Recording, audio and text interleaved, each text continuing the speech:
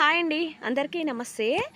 ప్రతి ఒక్కళ్ళు ఉదయం లెగంగానే ఎవరో ఒకళ్ళ మొహం చూస్తారు.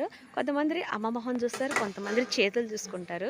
ఎవరి చేతులు ఆళ్ళు చూసుకొని దండం పెట్టుకుంటే చాలా మంచిది అట్ట గూడా. తల్లి మొహం చూసినా మంచిదే. అట్లా అని చాలామంది పిల్లల మొహం చూస్తారు. అట్లా అని సూర్య భగవానుడి మొహం చూస్తారు. ఉదయం లెగవటంలోనే ఒక్కొక్క అలవాటు అనేది కొంతమందికి ఉంటది. కొంతమంది ఎవరి మొహం వాళ్ళు అద్దంలో చూసుకుంటారు. అయితే నేను గూడా అంతేనండి. నేను గూడా ఉదయం లెగంగులోనే భూదేవికైతే దండం బెట్టుకుంటాను. ఎందుకంటే మనల్ని 24 గంటలు మనం మోసేది భూదేవే.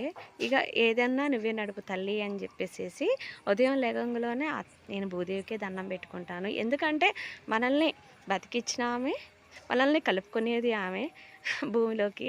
అందుకనేసేసి నేను భూదేవికే ఖచ్చితంగా దండం బెట్టుకుంటాను. ఆ తర్వాత సూర్యభగవానికి దండం బెట్టుకుంటాను. ఎందుకంటే భూదేవికి ఎందుకు మనం దండం పెట్టుకోవాలి అంటే తల్లి 24 గంటలు మనల్ని మోస్తుంది గనక.